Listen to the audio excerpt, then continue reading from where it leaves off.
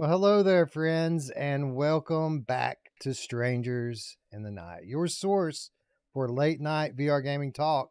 I am your host, Wes. With me, as always, are my good friends Eric and Roots. Roots, welcome back. Hey, what's It's going Roots, on? everybody. Everybody say hi to Roots. Roots is back. Yeah, what's funny is, and you were like, as always, and I was like, I mean, it's been like 8 weeks, 6 weeks, 8 weeks. Yeah. Roots, what are you Something like doing that. here? I know. You're like, what the hell? Get out. It's been like 8 weeks. We did like 3 shows. No, we did more than that, but we didn't do a lot more than that.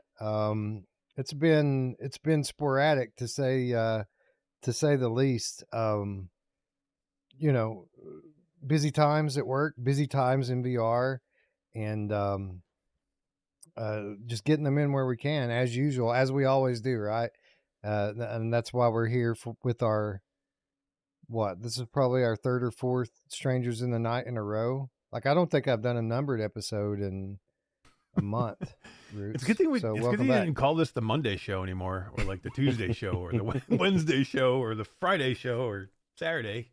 Well, what's funny is it's because it's changing times. It's sometimes Strangers in the Night, in the morning, in the midday. I saw one while I was gone as well.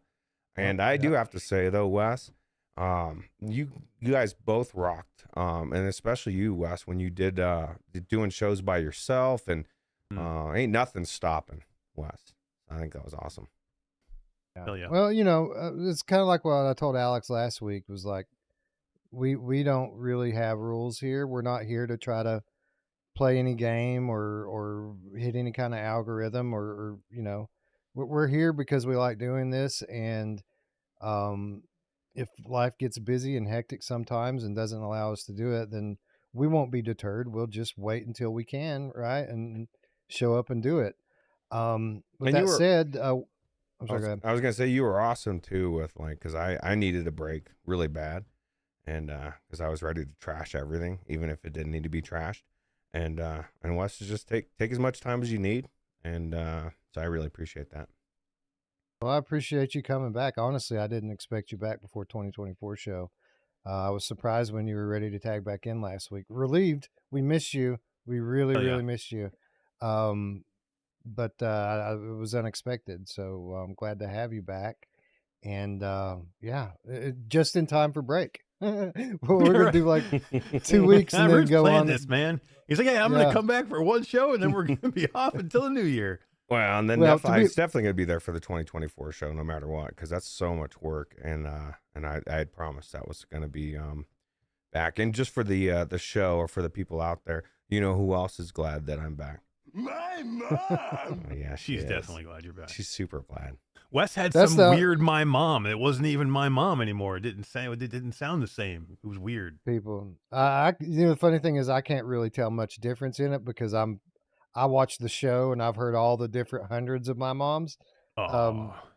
But that's the only. You should do it right now and show the difference. You got yours ready to go? Well, no, it wouldn't work.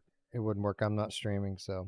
Oh yeah. But Roots, out of all the jank shit I did while you were gone, keeping things together with duct tape through Discord, the only criticism that I really got while you were gone the whole time, even with fucking jank ass shows by myself, was that my mom wasn't right. Like, people just kept on banging on my mom, and like, we got to get the clip from Roots. We got to get the clip. You know who loves it when they get banged on by my mom? She loves it a lot. You know what's funny is there's nothing wrong with it. It's just the fact this is the one that everybody's heard so many times. If it was the other way around, they would have been like that. This one sounds weird. But welcome back just in time for break. And when I say break, I mean no break at all, because we'll do game coverage for a couple more weeks here, and I doubt we'll even get another numbered episode in before the end of the year, honestly, because we got game of the month next, and that could be this weekend. That's tentatively scheduled for this weekend, but you guys know how that goes. It's an ungodly month for VR. Like, the October list is like 2 lists. It's like literally 2 months of game of the month stuff. So we're going to try to get ready for that by Saturday, but it's a possibility that ends up sliding into a week from now. So we'll see how it goes. But we've got big releases to talk about from November. We had Batman last week. We have Metro this week. There's stuff coming out in the next couple of weeks as well. And we're going to cover all that. And then at the very beginning of December, Behemoth's going to come out. And we'll probably cover that to some extent. But the shows are going to be kind of irregular between now and then. Again, just getting them in where we can fit them in. And then we'll have a categories episode. We'll have a nominations episode, and then we'll have game of or 2024 show, hopefully sometime around New Year's. And that's kind of the plan. But there's a lot of work between here and there. I don't know however we're going to do it, but I say that every year, and Ruuts, somehow we get it done. Yeah, that's crazy. And it's only going to be like 18 hours this time. What's the longest we went? Did we go like 17 hours 1 year or something like that? No, we did 14 hours. 14 hours. What rookies? That's rookies, right? Shit. I did a 12-hour stream of myself of After the Fall. I can't believe that. And you're so bad that your headset freaking overheated, right? It almost melted on my face, yeah. That was Quest 2 days. You know who's really just found Batman and actually didn't expect to enjoy it, but is really loving it? D went into it today. Everybody. And she said she wasn't expecting to get it to like it at all, and she's really psyched about going back into it. So I thought that was pretty cool. Dude, I don't know if you watched our coverage of this last week, but this fucking game is awesome. It's so good. I hope you get to play it at some point, because it legitimately is. And I know we've said this about a game here and a game there before, but this is legitimately a new level for standalone. And it isn't because the production values are better, which they are. It's Quest 3 exclusive, and you can tell that. But it's the game itself. The gameplay is so fun and addictive and fucking, diverse. There's a lot of different things going on with it. It's really a masterpiece of a game, and it's going to be hard to beat, for Quest Game of the Year, and maybe even overall Game of the Year. It's really that good. It's all I want to play. Like, it's literally all I want to play. Like, well, I got Metro last week. I've had Metro for a while now. I only started playing Metro like yesterday, because whenever I have time to play, all I want to do is go play Batman. It's that good. I only had one game pull me out of there so far. Like, well, Metro pulled me out because but I've been playing Metro for a little while. I've had it for a few weeks too. There's really only one game that's really pulled me out of Batman, and it's freaking RoboQuest VR. Really?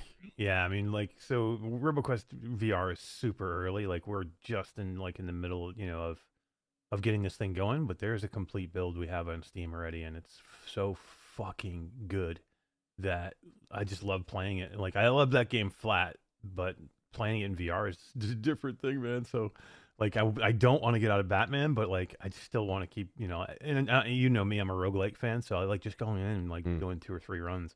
Batman's a commitment. Like, Batman's another one of those games that it is a commitment. So when you get in there, you're not going back to Batman for 10 minutes, 15 minutes.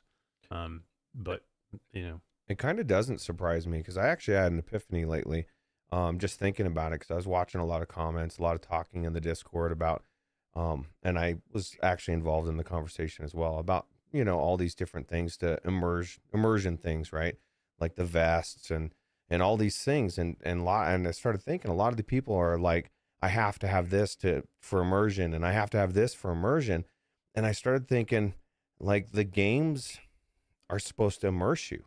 Like, if the game doesn't immerse you first, then you're looking for everything else to kind of suck you back in. You're like, I have to have this. Like, we shouldn't. Like, I can get sucked into a flat game if the game is good enough. You know what I mean? If it's a really, really good game, it'll immerse you. Maybe not like in VR, but and I think that's why Batman probably is so immersive to you, is because the gameplay is so good, story, everything, that alone immerses you. And then you're in the game, right? And so I feel like a lot of devs need to try to immerse people a little bit more with their gameplay and their story or whatever they're doing with their games.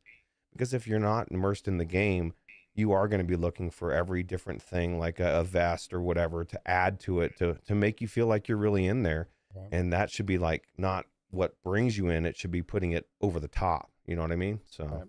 Yeah. I think we Yeah, said absolutely. last week it's like the whole package, right, Wes? Like, I mean, that's what I Yep. mean, when you're looking at one of those VR games that like you're going to point to be like the best VR game ever, or the VR game of the year, or one of your most favorite experiences. If you think about what it is, it's like it ticks every box, and Batman does. It just ticks every box that you want in Well, a it's- VR game. it's And not forget just about that. a VR game, just in a game in general, it ticks every box.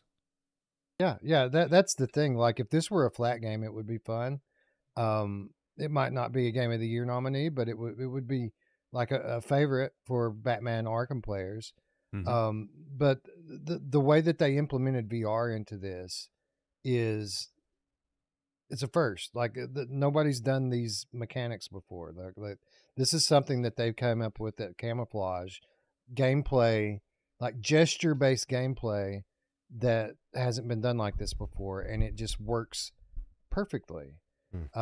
Obviously nothing's perfect, and obviously we nitpicked it a little bit and pointed out some relatively minor things last week, but man, such a great game, and I can't. We're going to talk more about that on game of the month this weekend or next week or whenever it ends up being. I'm kind of happy and sad at the same time. I'm happy that we have game of the month, which gives me an excuse to play more Batman, but at the same time, there are other legitimately very good games that came out this month, like Into Black, for example, which would have won game of the month any other month, but probably is going to, at the best, be a runner-up this month. And then there's like a laundry list of other games which I've been looking forward to playing that I'm not even like thinking about now because I'm just want to go play more Batman. So yeah, I'm excited to prepare for game of the month, but I'm kind of bummed out that I know I'm going to have to make myself probably burn 5 hours this week playing games that aren't Batman. But that's just part of the gig, I guess. Did you see Wally, the game cat, specifically a white tiger, said, "Hello, strangers. Ruuts is back, playing into the Radius PSVR 2, an amazing addictive port. Of any way to win a Quest 3 in a giveaway." That's a good question. Yeah, dude. Like we at Impact, we sponsor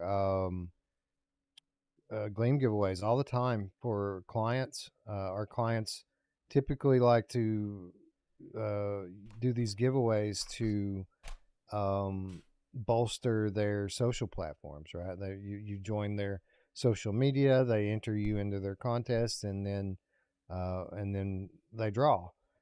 So there's typically one of these going on at all times, and I can't say off the top of my head if there's one going on right now, but I'd be surprised if there isn't.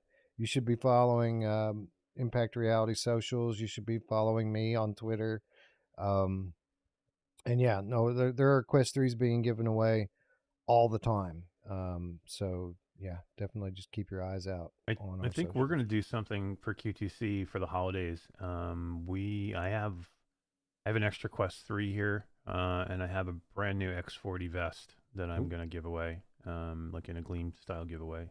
So There you go. I think me and Todd were talking about maybe sometime early December, like late November, like maybe we might start it right around Black Friday, or somewhere in that area, or 1st of December. So just keep an eye out. We'll do something. So is it safe though? Because everybody in the chat is saying that they're punching their head, punching their desk, almost punching their HD TV off the wall.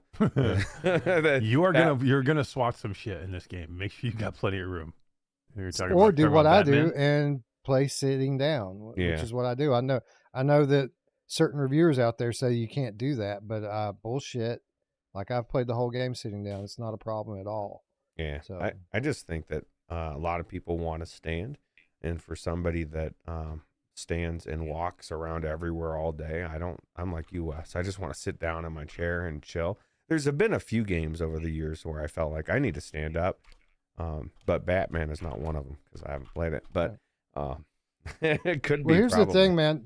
The way their gesture system works with the combat, and combat's just one part of it. Like, there's so much more to the game. But the combat, which is what everyone's concerned about, it's all gesture based. You're throwing your punches, and you're even doing like gestures with your hands that makes your character kick in like combination with the punches. But anytime you're in a combat sequence, punching at your enemy, they can be across the room from you. If you punch at them, you'll dash at them.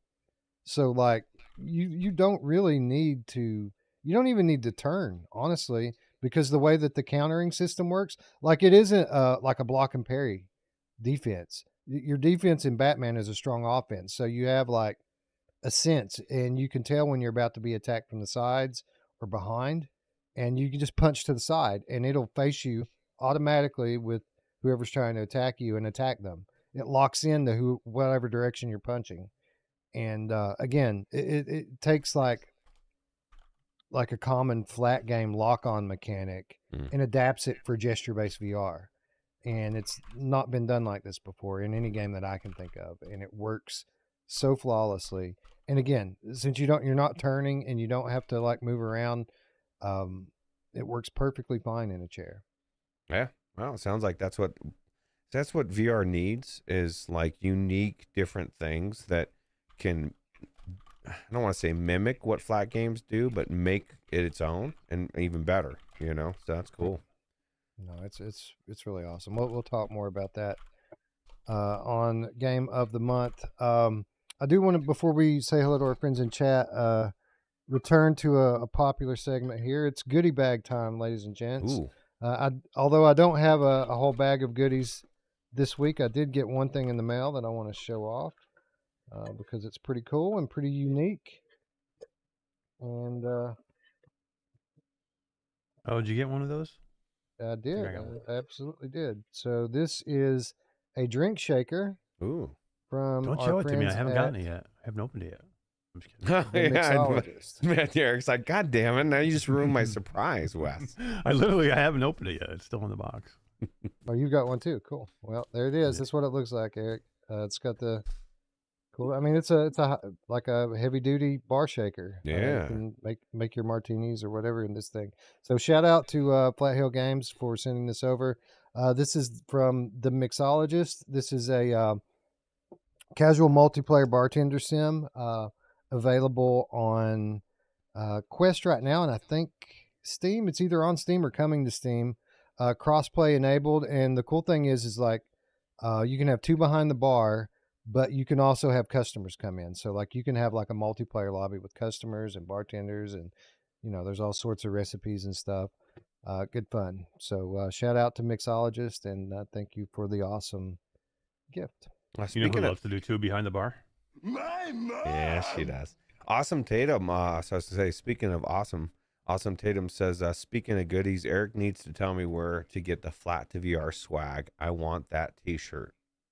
We've been talking about this. I don't think we've got a storefront up yet, but there's one coming. We do have, we do have a storefront coming. So yeah, anybody who wants like some cool flat to VR or impact reality stuff, I think we're gonna have some. We're going to put some stuff up. We have a company that we're going to use that'll be a storefront that you can just go to and buy stuff from. And it is cool shit, man. It is very cool shit. That's a cool T-shirt. I think it's cool. By the way, I don't have one either, so don't feel bad. Like, how dare they, Wes? I'm going to yell at them. Oh, yeah, wait, that's me. Why don't you have one? Let me talk to message Natasha right now and get you a shirt. I'll just see if we can get Ruuts one too. You know how much I hate VR shirts, Eric. I know, right? You know what the good ones are though that we probably can't send though? It was like those nice freaking like those zip like 3/4 zips, man. Those things are nice. Yeah, that's too good for the likes of me. Oh, too good for me. Look at me. I'm wearing a freaking crappy T-shirt.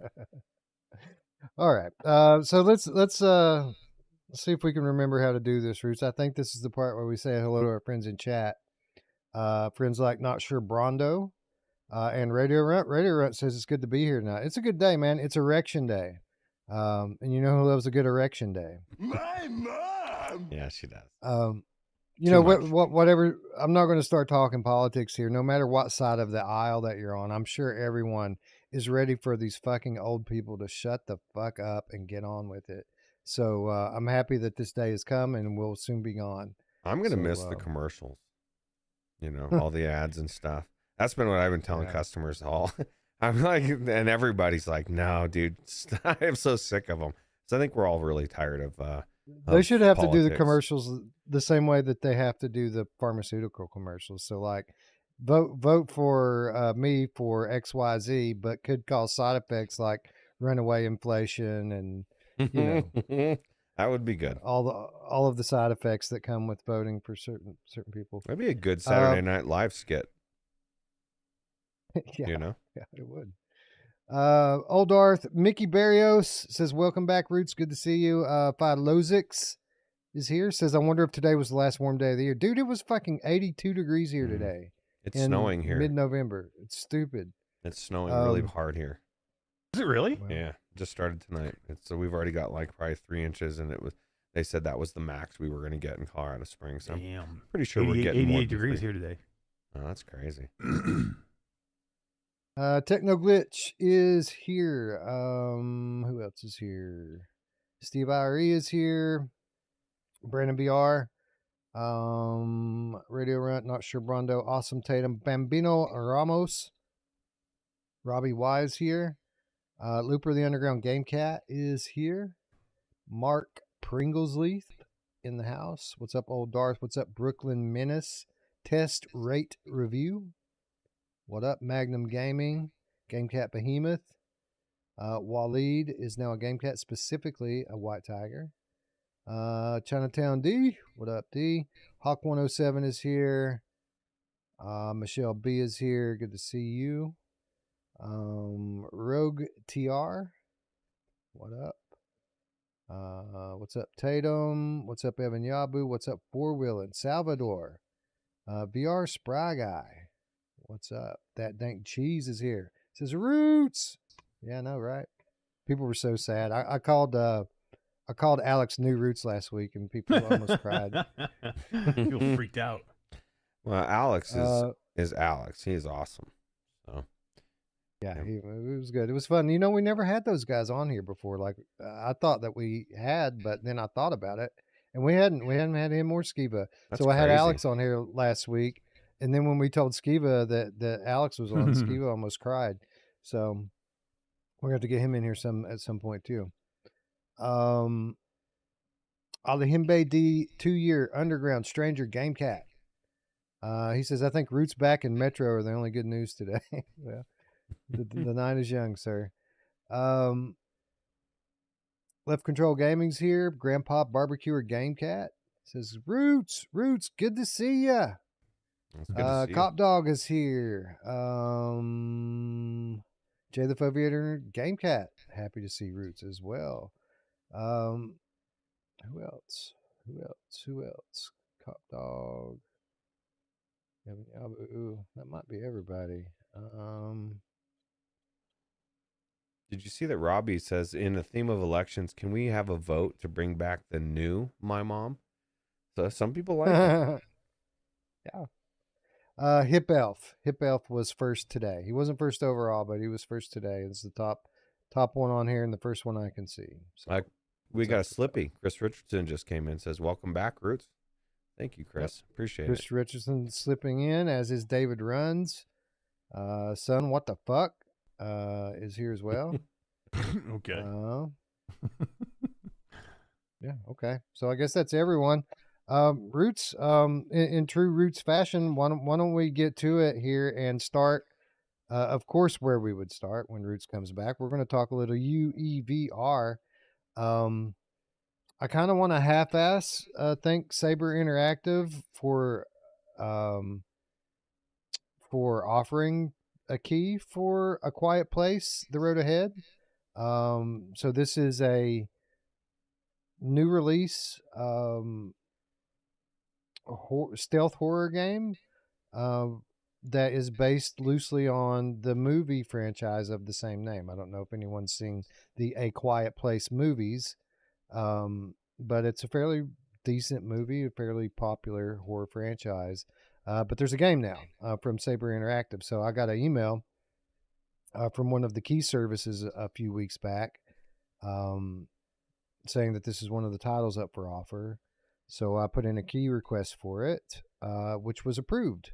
Hooray! It's like a $40 flat game, Unreal Engine 5 horror game. Looks good. We'll try it out.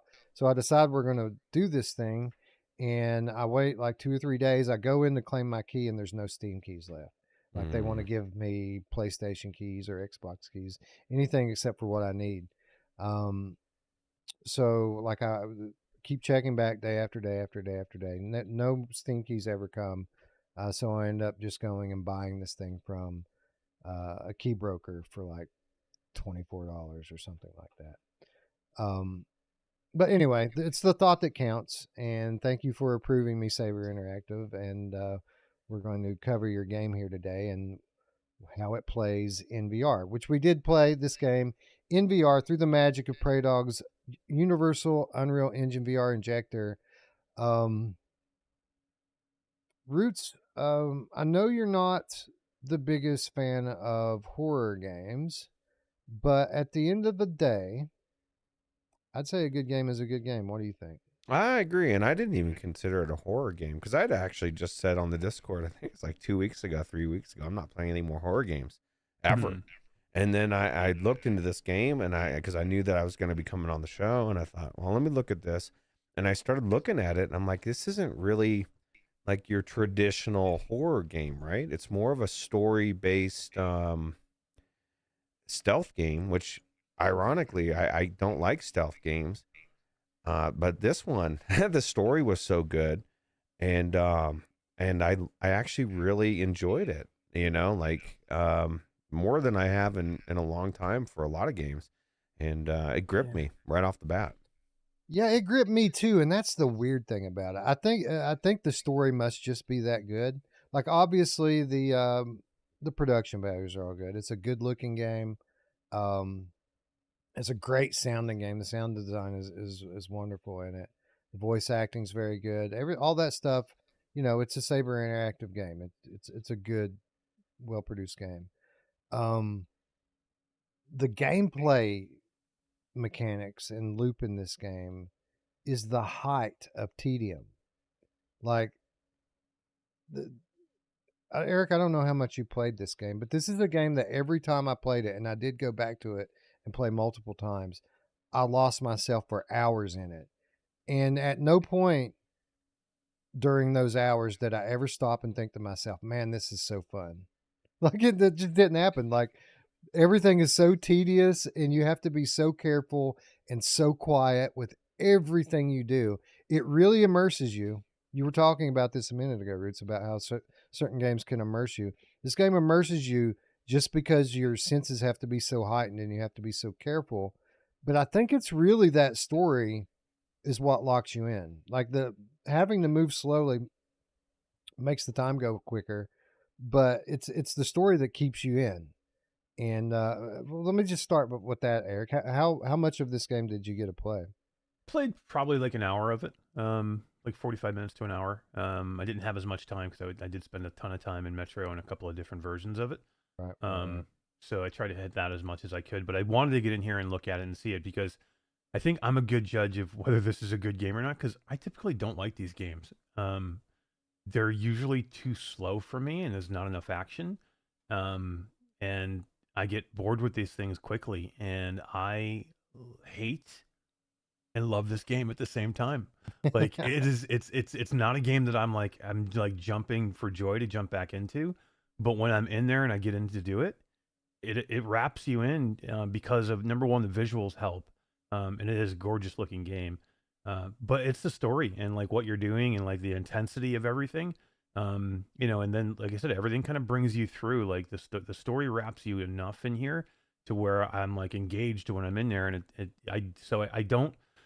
While I don't, it doesn't like it's not a game that's gonna like there's not a lot of action here, but what is here is intense, and then the story is amazing.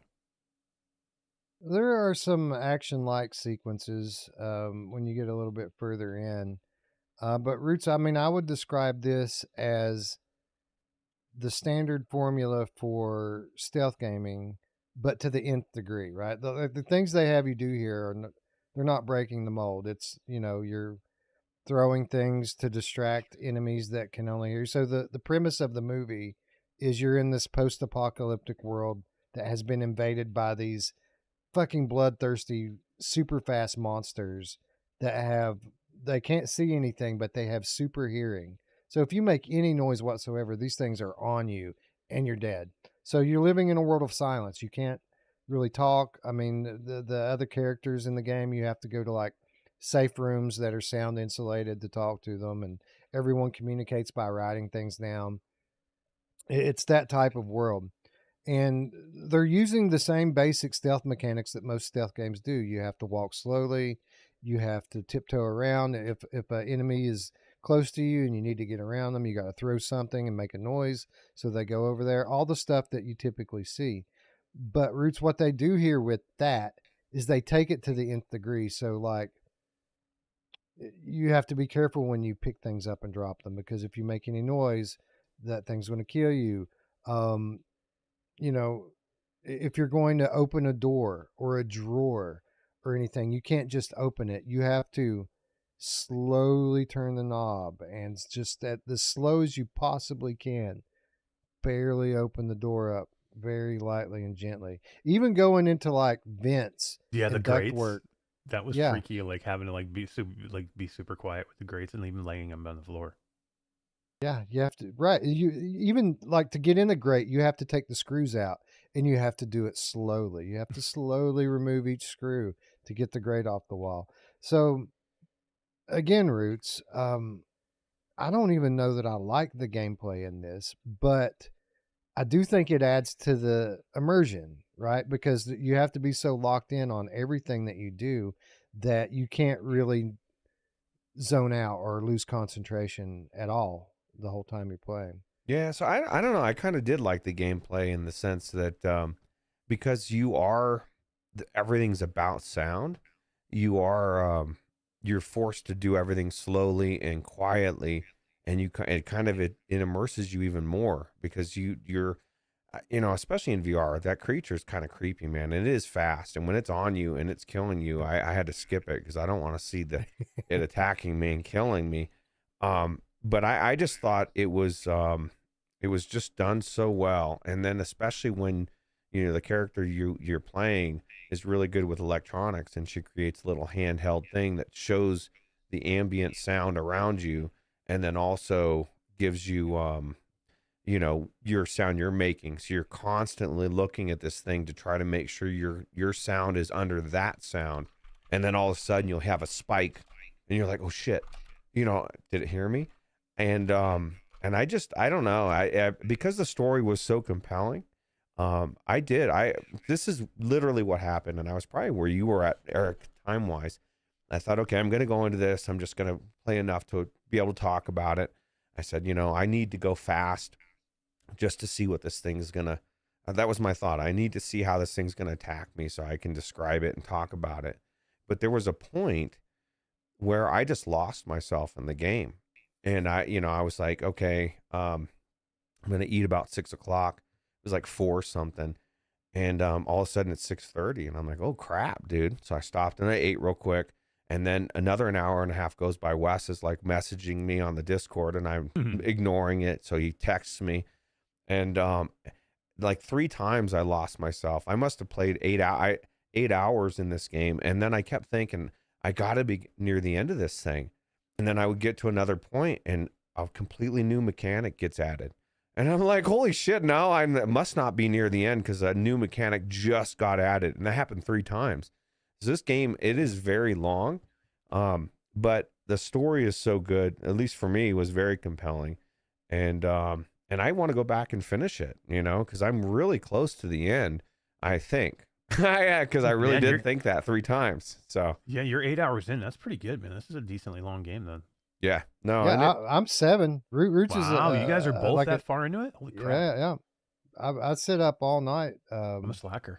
Playing it on Saturday, man. Like I played a significant portion to get ready for the show on Saturday, and then things happened on Saturday where you were out of town, and then Roots and I got so locked into this game that it was 1 o'clock before we realized it was 1 o'clock a.m. So I ended up going back into it. I had played it like 2 or 3 hours at that point. I ended up going back into it and putting like another 4 or 5 hours into it. And again, only quit playing because, responsibility in life. I had to get some sleep and do some things the next day, so I couldn't keep going. But man, did I want to? I still want to, and I probably would have if it weren't for other games like the one we're talking about today and the one we talked about already. Yeah, Somebody asked in chat if there was a profile for this, and I did use a profile. Elliot had sent me a profile on it early on. So did you guys use a profile? No, I did not use a profile. I just played with the standard gamepad. There is a 6th hand track profile for this that I did download. I did not use it. I never really felt the need to. Like, you don't use your hands a whole lot in this game. I mean, I suppose it would be cool to like have control of your flashlight, but I never really felt the need to switch off gamepad. Yeah, I didn't either. I'm sure you're going to say, yeah. I don't mind gamepad, and I'll use it if there's no other choice, and I have no issues using it. But it's cool having the 6th off. The profiles, guys, like they're so easy. Like it's not like I know. I use them sometimes. Yeah, like so as long as I can get a profile, I'll use it. It's just finding the good ones, and normally Elliot knows like all these profiles because he's running that modding community, so he finds them pretty quickly. So he just sent it to me, and then basically it's so easy to use. I'm like, I might as well use it, and I did, and it was great. Like, I mean, I don't know if it would have made that much difference, but it was enough that I was like definitely going to use it if it's easy to do. What I did use some custom settings from VR Demon to make the game look and run good, which I'm not sure now that it was necessary. Like the first time I tried to run it, it didn't run well, and I thought, well, man, this thing must just be very demanding. I went into the in-game settings and tinkered around with it a little bit. It never did run great for me, so I stopped playing, and I went and downloaded these settings, just a text file that you can copy paste in the right place, and it changes your in-game settings and supposedly makes things run better, and it did. The reason why I don't know that I can give full credit to that for my performance enhancement was because when I stopped to do that, it occurred to me that I had locked my graphics card cooler on 25%. Ooh. And I was definitely heat throttling when I was playing this game in VR the first time. So I'd say unlocking my fans and turning them all the way up probably had a lot to do with my performance increase as well. But I do have, if anyone has any trouble running this, I do have some settings that I can share with you. It's just a text file that you copy paste in one of the game files, and supposedly multiple people have said that it improves performance and makes the game look great. I did have to the scale profile things. I had helps with it too as well. I had to scale things back in the UEVR mod as far as like resolution wise, because with the PlayStation VR 2 headset, it was too much or something. I don't know. Like I think I put it at 40%, and it still looked amazing. Wow. But it was even with my 4090, it was like it was wanting to put a lot of more stress on something. I don't know, but it still looked amazing. I played the same headset with the lesser card in these settings, and it ran well after I put these settings in. Everything in the UEVR mod and everything in Steam VR was all 100% and no problem. I still drop frames, even with the profile I used, and I'm running 4090 with a 13 series CPU, Yeah. and I So I guess it wasn't just my fans then. It must have been these settings that it's VR a demanding Demon game put together. It's definitely a demanding game, and it's definitely not as optimized, I think, as it could be. So I mean, I think you're gonna need a beefy PC to get this. Like, I don't know if I'd try and run this on a 20 series. you know. No, hard. definitely not 20 series. I do think I saw some people running it with these settings on a 3070 pretty well. So, What'd you think of that's Mark? probably where your Mark's at. Was that his name, Mark? Mark's a fucking jerk. Mark was Yeah. a jerk, dude. Like, he was an asshole. He was. He got That- what's coming to him too. Yeah, that's the thing about this game is there's the character. They just did really the story, the characters. It actually made you care about different things. You got flashbacks, filling things in. It was cool. Getting to see how it started, and I won't Did you ruin see- it for Did you cry anybody. when Martin died? Martin died. Martin, or Mark, you Martin. mean? Martin didn't Martin? Yeah, Martin died early. Oh, well, I'll tell you what. I didn't cry when anybody died. But I did. Oh, you mean her? Oh, yeah. I don't know. I did feel, you feel pretty bad, because the story is, especially after some of the things you found out about what's going on there. But it's just a very well written game, and the mechanics were done well. And then just the fact that you're having to go so slow, like Wes said, it kind of really sucks you in and makes you want to take your time. And for a game that I really literally was just thinking I'm just going to go in and, deep enough to cover it, and then got sucked into where I just wanted to keep going. It just doesn't happen these days. And that told me that it was just a really good, well-made game.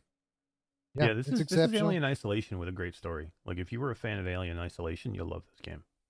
Because I actually think the story is better. Did you guys play Alien Isolation, right?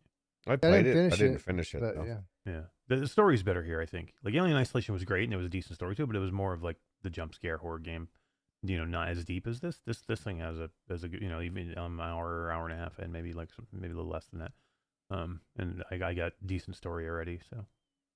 Yeah, I would agree with that. The story is very compelling here, and it takes some twists and turns along the way, and I want to know how it ends. So, One other mechanic that we didn't mention is the main character, which you're playing, has asthma, and so everything you're doing that's strenuous, or when she gets stressed out, you start to have asthma attacks. And so you're constant, I was so glad in a post-apocalyptic world, there was as many asthma people that apparently left their asthma medicine everywhere. There's inhalers everywhere. I'm like, wow, this is amazing. I've never seen this many inhalers. Did you like that part of the game though? Like, I don't know. I kept finding myself like, ugh, is this happening again? Like, it added to it. Especially later on when things are going down and you're trying not to, because everything, like, you got to pick up a board and carry it around to this, or a bag of sand or whatever it is. There's different things you have to do that you have to do it, or else you're going to make noise. yeah, And so it just adds extra, to the game. It ends up factoring heavily into the gameplay because there are extended sequences where the monster's in your area and you have to get around it. And a lot of these areas that you're in are dusty areas or things that you have to do a lot of strenuous activity to pass. And it's a race against time, because if you have to go slow and not make noise, but if you go too slow, you'll run out of inhalers and start coughing, and that's your time's up, and then you'll die. So it's more than just something for you to scavenge for. It actually plays pretty central into the gameplay once you get like halfway through it. Yeah. Not like the flashlight batteries. Then I never used my flashlight, Wes. I think I actually recharged my flashlight one time or twice because I just wanted to recharge it. But I usually didn't use the flashlight because it's not pitch dark. I didn't need to.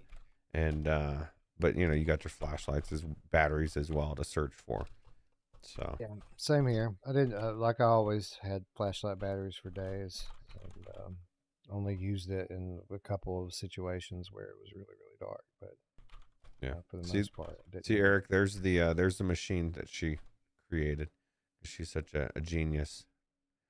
So that's cool. It's a cool mechanic, because everything is sound based and it's all spatial audio based, and as such, the ambient audio of your environment plays heavily into your cover, right? Like if the enemy had eyesight, you would be looking for trees and bushes to hide in for cover. Well, since the enemy primarily uses sound to look for you, ambient noise is what you hide in. So, like if there's a waterfall or anything that's making noise consistently, that you can gravitate toward things like that and have a little bit more leeway with the noise you make. Really cool mechanic. Yeah. Oldor says, got to use your flashlight in Metro. Yeah, have we're to. going to get to Metro right now. I do want to just say that, again, it's a weird one, but I do recommend this. If you've got a strong enough computer to run it, it is a very engaging game, and it will lock you in. It is something that I plan to get back to, hopefully before the end of the year and finish. But it was a good experience, and I definitely, I mean, I think it's like 35 or $40. It might be down to $29.99. $29.99. Yeah, that's probably as much as I would pay for it. I think I got it a little bit less than that on a key site. But if you catch it on sale and you need something cool to play in VR and you like stealth games, this is a great story with some pretty good production value to go with it. Did you find Unreal 5 too, which is great. Like we're starting to see more of these Unreal 5 games now. And they're working with the injector mod better than they were in the past. So Mark Pringlesleaf says, I'm sorry, go ahead. I was just gonna ask if you guys found any of the rocket ships. I found tons of them. Yeah, it's just the supposed to add the little things that you can buy stuff with them. Yeah, it's supposed to. I think it's supposed to add content or add something. I don't know exactly what you do with it. Yeah, I never spent any of the currency it gives you for finding them, so I don't know exactly what impact it has on the game. But you know me, I'd like to explore, so yeah, I found as many of them as I could. Mark Pringlesleaf wants to know if it uses your mic so it can pick up on your breathing. Yes, but not by default. It's off by default. But if you want it to be that level of immersion where if you actually make a noise in your room or with your mouth, that the monster will find you and kill you, that is a mechanic that this game does use. I had to leave it off because the reason why my graphics card fans were locked to 25 was because I've got a fan bearing going out in one of the fans and it makes a lot of noise. So if I'd had that mechanic turned on, my graphics card would have been getting me killed every 5 minutes. You'd be screwed. Yeah, I left mine off as well. I saw it in the options when I was changing things. Because there's one thing that, like the bloom and some of the things your settings changed, I turned off myself, the film grain and stuff, because it just didn't look good in VR. And I've learned that a long time ago. Yeah, right. There's certain things when you go in and do these mods that you just automatically go in and switch off VSync and switch off film grain, and there's like 4 or 5 things that you always just go straight to and turn them off.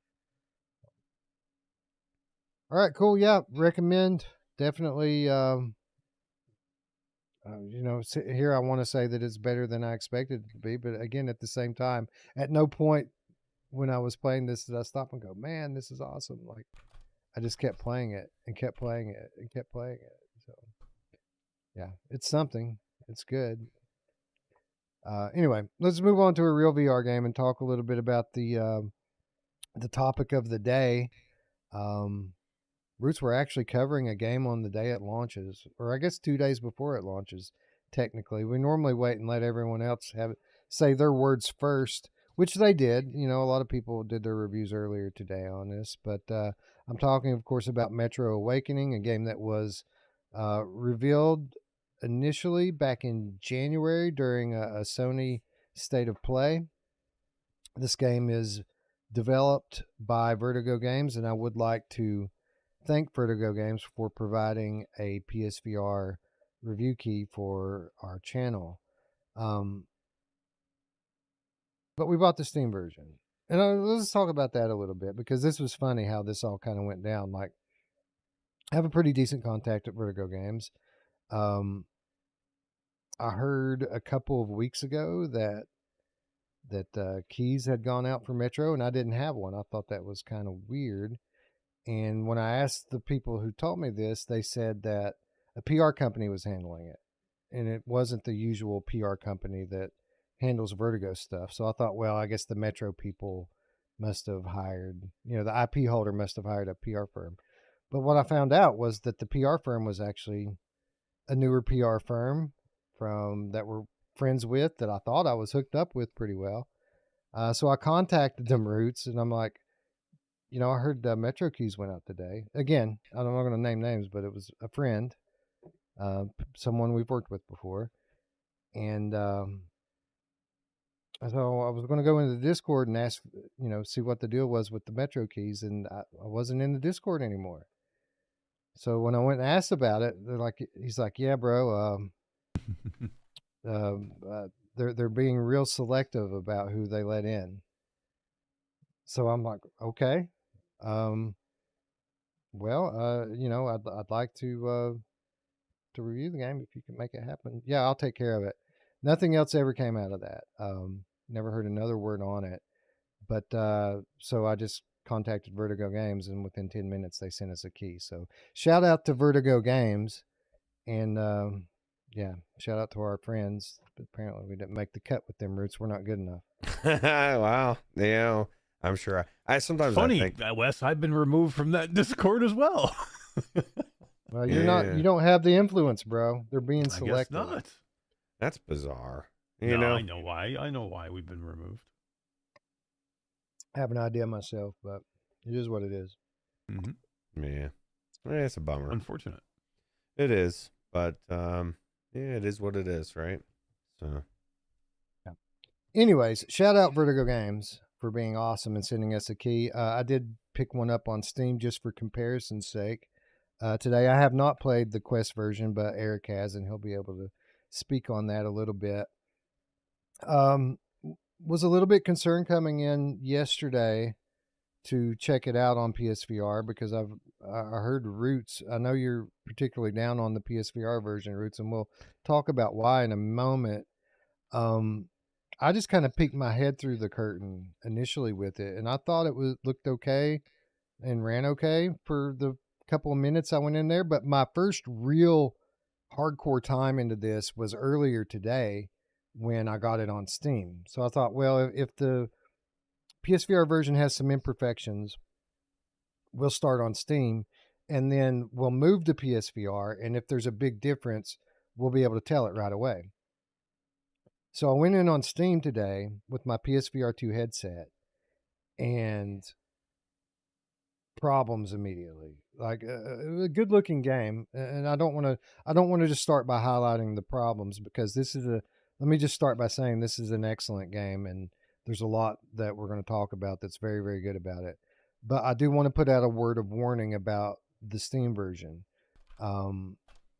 because when I played it at first on Steam with my PSVR headset, there was some very regular frame drops, and it wasn't just like a frame drop here and there. It was a frame drop would happen and the world would wobble with the frame drop. Like, it was a very distinct world wobble that was like, it was like you were playing a warped record. You know how a warped record will kind of shake and move? That's what the world looked like playing on PlayStation VR 2 on PC through Steam.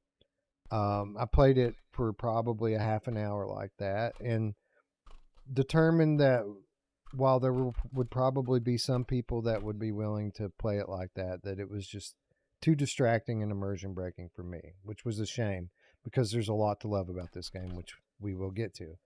The good news is before I went straight over to my PlayStation VR 2, I unplugged my PSVR 2 from the computer and plugged in my MetaQuest headset with link cable. And instead of playing it in Steam VR, I just ran it straight with through OpenXR on Oculus. So no Steam VR running in the background, just running it from Steam into my Oculus headset. Perfect. No frame drops whatsoever. no reprojection.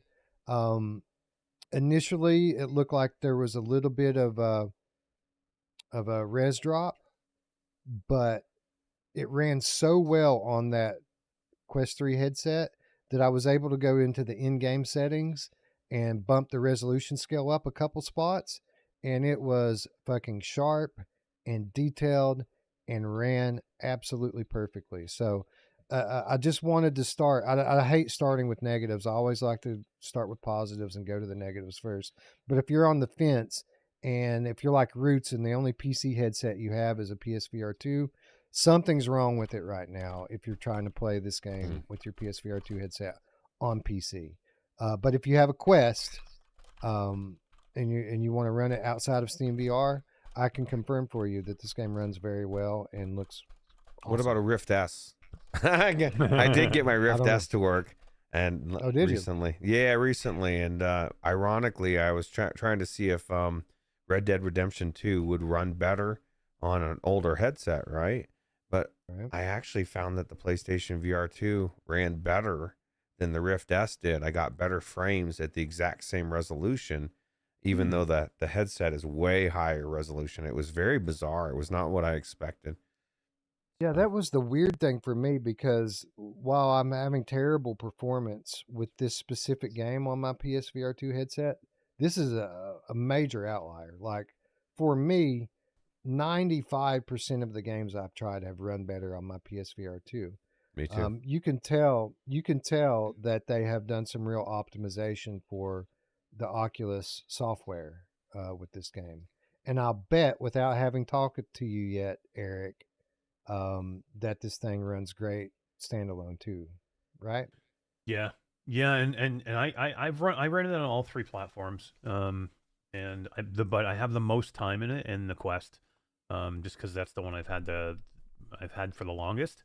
And this thing is impressive on a Quest. Like, it's one of the, like, for me, it's one of those things where I actually think it looks better on the Quest 3 than it does on the PlayStation, because of the Mira and the smearing that you get on the PlayStation. And it's the dark environments, and this is all dark, right? Everything is inside with this game pretty much. So the shortcomings of the PlayStation VR 2 are going to show off here because of the dark environments, and this is where you can hide things on a Quest version because of the dark environment too. And some of the shortcomings that you might have because of a standalone headset are kind of like masked here. And this is probably one of the most beautiful Quest 3 games I've ever played. Like, it's not maybe Batman level, but it's freaking close, man. Which is weird, because I told you guys early on that I was playing on a press release version that looked like dog shit, and all of a sudden they updated it like literally. I knew. Like a week ago. I knew when you said it, because you were playing on like that Gamescom build from 3 months ago. It wasn't even that, because I had availability for both. Like, in my drop-down menu of my versions, I had the Gamescom demo version, which actually played good, but it was a super small portion. Like, it was a very small slice of a demo, right? So they make sure they perfected that demo so it looked great. The press version, which was basically the whole game, but it was early on, looked like garbage. Like, it looked so bad that I was like, holy crap, if they release this game, this is going to be terrible. And then, like, literally, I don't know, what was it, guys, 5 days ago, they updated the release to the full release version, that will be on launch, and it was like night and day better. Okay, so, man, I don't want to get seem tuned down on this game. I want to talk about the good stuff, but it would break the flow of the conversation to just break it off here.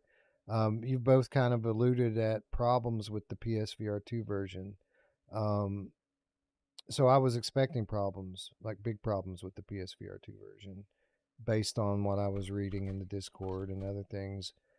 So when I went from Quest, which was super sharp and ran perfectly, I was expecting to go to a lesser version of the game. And I didn't exactly find that. Now, obviously, there were flaws here that weren't on the meta Link version that I was using, most notably Mira. There's a lot of fog in this game, and the fog really highlights the Mira. The Mira actually is more noticeable on the console with the PSVR 2 than it was when I was using PSVR 2 on Steam. So you can definitely notice it more on that. But you're talking about smearing and reprojection, and I just did not find that to be distracting at all. It was something I had to look for to notice. Like the reprojection in this game isn't as noticeable as it is in the Resident Evil games or Gran Turismo or any of the games that we have held of being like these kind of high points for VR. So I was a little bit surprised there. For me, but the difference between playing this on Quest Link and playing on PSVR is that same age-old trade-off that everyone's going to come down on a different side of. If you prefer clarity over everything, you're going to rather play it on Quest Link. If you prefer things like haptic feedback and adaptive triggers and a tactile feel to the game, then maybe taking on that Mira is going to be worth it for you. And that's where I fall. Like the game, not only does it, are the colors deeper and brighter, and you have the wider field of view and all of that stuff. This world that they've crafted here, it's an old grungy heavy world, and everything has a very defined sensation in this game. If you pick up a bottle on the console and drink from it, you can feel the air bubbles going up through the bottle. Like if you open up a heavy door, you can feel the friction of opening the door. If you start an engine, you can feel the engine rumbling in your hands. That level of immersion, which does extend through the headset as well, is a bigger plus for me than any kind of visual flaws I saw due to the Pentile OLED panels in the headset. So I guess this is where I'll throw it off to you, Ruuts, because I know that you weren't particularly impressed with the PlayStation version, and I find that a little surprising. Not completely, because you haven't been a bit jaded with VR lately, so I'm not shocked. But I think that this is an exceptional game, and the place that I prefer to play it is the place where you don't want to go play it. So. Yeah, well, this is the thing. I didn't get a chance to really get into it myself until today, and was relying on a lot on what Dee was telling me she was seeing, and then so when I went in today and I spent a decent amount of time in there, I didn't really see the reprojection that she was saying she saw, and I guess Tatum says he only sees it when or was it Tatum? Somebody was saying that when you're moving and then shooting at enemies. Strafe. Old Darth. You have to strafe. You have to strafe left and right. Like if you're moving straight line on something, you won't notice it. But if you're strafing left and right and looking ahead, you'll see it a little bit. Right. But you don't have to strafe. You can just turn your head. If you turn your head quickly, you're going to see it. No, not at all. Not for me. I did like a lot. Like, I mean, in certain spots, like where it was super dark, like I could see it quite a bit. That's where Dee was saying she was seeing it, and I was actually saying the same thing as you, Wes, today. I was like, I don't see it, Dee. The biggest thing for me is, okay, so the Mura is in the dark it is really, to me, very noticeable. So much so I saw Brondo was saying earlier, I don't see it. I'm like, I don't know how you don't see it, because it's the one flaw with this headset in the dark. It just, the way that it's set up, and we said this way back when, and this is I guess if you use the flashlight, the headlamp a lot, then you're probably not going to notice it as much because it's lit up and you're focusing where you're looking, right? But if you're trying to walk around in the dark, it's unavoidable to see. And so and it makes it very difficult to see what you're kind of having trouble seeing what's going on. Right. But I don't want to crank a thing, Okay. and pull this thing out. I can't even pull it out normally. I have to take my backpack and then pull off the backpack. And it's just kind of, and then trying to crank something that, you know what I mean, your hand wants to, it just doesn't feel good. I would have rather shook something, or so that mechanic kind of bothered me a little bit as far as that goes. But yeah, no, so like it sounds like people are saying, I guess, different things, because it didn't bother me as much as Dee was saying it was bothering her. And so much so that I made her go back in and see again. I said, well, maybe they updated it today when I went in there. And Yeah. she said, no, it's still it's still the same. And I was like, I don't know. Yeah, and I should say this up front. I don't really care about the mirror. Like, I bring it up because I know there's a lot of people who do. Like, normally for me, it doesn't bother me. Like, I know I can see it, but usually I quickly forget about it. So I think we've talked about this before.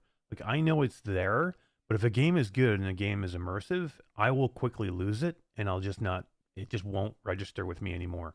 Unless it's like so bad. You get some spots you get to and you just can't avoid it. But same thing happened to me in this game. Like, I see it and I'm like, oh, okay, it's here and I can see it. And I'm testing it out, but quickly, I mean, I started to lose it, because it does look good. I mean, with the OLED lenses, the darks are dark and it looks great. So like, to me, if you're like, oh, well, all I have is a PlayStation, I'm not saying that you shouldn't buy it because of that reason. I'm just saying it's there and it's not there on some of the other platforms. Just use the It's headlamp definitely and you're there. good. Yeah, it's definitely there. It's I would say that the Mira is the one legitimate thing that people can knock that version of the game on.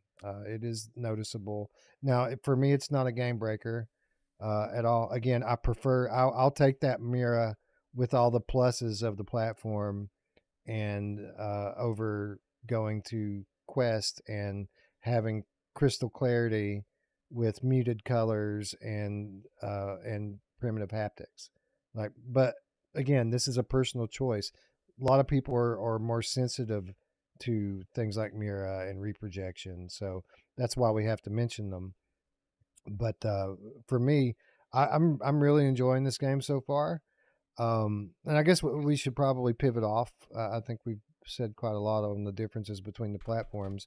We should talk about the game itself. A lot of speculation coming off of some really good, marketing over the last 6 weeks from Vertigo around this game, making it look like a legitimate competitor with, what everyone considers the gold standard, Half-Life Alyx.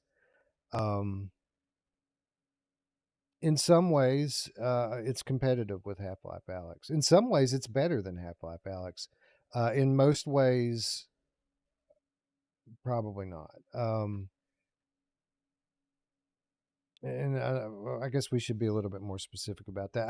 I would say that it's a very similar experience. Like the way the environments look, like they have built a beautifully lived in world here. Why don't we start with that, Eric? Let's talk about the world that they've built here, the art direction, and the way everything kind of looks and feels. Most of it is art, right? A lot of it's just really good art and graphics. But it's so good that if you can lose yourself in this place and get immersed pretty easily. What did you think about the environments and the overall immersion level from this visually? They did a great job with this game. A lot of times you worry about these games, bringing an IP, a known IP into like virtual reality. You worry that you're going to get a watered down version of whatever that game is, and this game feels like Metro. Like if you know Metro, if you played Metro, the environments they built here and the feel that you have here, it's super detailed. I mean, the way that the way everything is set up in here, like it looks great. Like, I mean, the levels themselves, the way everything's cobbled together of these people living in the subway system for years, and like how they had to build things out, and the way you're traveling through some of these tunnels, and like the way you're moving through the levels, everything's just done extremely well. Like it puts you in the mood of being in a Metro game. and it looks gorgeous, man. They just did a really good job with this. Like, I don't know, too many times you go into these IPs and you're like, man, this is just like, this is a fake version of whatever that game I loved, and you don't get that feel here. You feel like you're in a Metro game. Right. Roots, I'm sure that you're right in line with this on this one, right? Like, this is a beautiful looking game. I know that some, I think it was maybe Bad Robo was being critical that some of the lighting's baked in it instead of everything being dynamic, but you know, dynamic lighting only in recent years in flat games has become like the norm. Like, you can make a very good looking environment with baked in lighting, and I think they've done it here. Yeah, and there's definitely like you said, it makes you feel like you're in this place that was destroyed. You're sitting in there for 10 years, and this area is just, it's underneath where the nuclear bombs went off. So I mean, it's definitely. I never played Metro, so I didn't get the feel of being in a real Metro game, because I have no concept of what Metro is or what it should feel like. But I definitely would say it was beautiful. Now, even nitpicking things like, like, there's so many things that physical, they did really good job with not letting your hands pass through certain things, but then other things you could. That I didn't. Right. That kind of bothered me a little bit. Or like, Yeah. When I said a moment ago that it falls short of Half-Life Alyx in some ways, I think that would that's be one one of of them. the biggest ways. Like if you were to stand at a doorway and look into a room in this game, and stand at a doorway and look into a room on Half-Life Alyx, very comparable the way that they look. But when you get into the room and start interacting with things, in Metro, like, half of it you can interact with and half of it you can't. Where in a game like Half-Life Alyx, everything is interactable. Like, you're scavenging through boxes of stuff and trying to pick shotgun shells out of it. And it's an impossibly high standard to hold most games to. Sure. But this was the comparison that people were making, so we have to make it, right?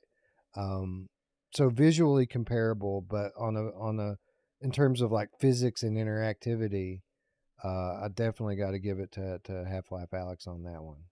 Yeah, and I my biggest thing, and kind of like you were saying about A Quiet Place, like the mechanics, certain mechanics you didn't like, and I guess I have no problem going to negatives all over the place, but and it's not even really that. I just didn't like the light. Obviously, I already mentioned, but I don't want to be swapping out a mask that much, and then there's just certain things to me that seemed more annoying over time. Like, it's like, okay, it was fine in the beginning, and then after a while it just got on my nerves. I'm like, I don't want to have to do this. I don't want to have to pull out my light and crank it every time my light starts to go dim. And maybe some people, and probably you guys, probably really loved it, and so I'm probably in the very minority of it. But that's how I feel. It's like some of the mechanics just seemed like, and I've been saying this recently in the Discord, like, there's certain things that I call the gimmick of VR. Not that VR is a gimmick, but sometimes developers will use gimmicky things that for mechanics that it's just like, I just don't enjoy it. I would enjoy it more if, and maybe it's just me wanting to walk through and not have to deal with it. I know the mask is a big thing, and you don't use it that much. It's only when you go outside, right? Which is cool. And I don't know what the flat game, counterpart is. So if that's, I'm sure you had a mask there. I thought that was super cool that you could wipe off the condensation. When it gets, it was very interactive, and that was cool. But it just, little things like that bothered me, over time. And I'm sure there's a few people out there that agree, but I would say that I would be surprised if I'm not in the minority, because it's not like it's that big a deal. But yeah, no, I thought the environments were beautiful, and overall the story is engaging, right? Like, I want to know what happened to is my wife hearing my son, or is it in her head, you know? And there's just a lot of things going on there that I saw in the beginning, and maybe you guys even know the answer because you played further. But anyway. Yeah, no, so yeah, definitely difference in opinion on that. The things that annoyed you are the things that make a good game great for me. These are the things that immerse me. Like, these are the things I would be doing if I were really in the situation that the game puts you in. I'd be cranking, alternators for power, and putting on masks to keep radiation out, and wiping off the visor.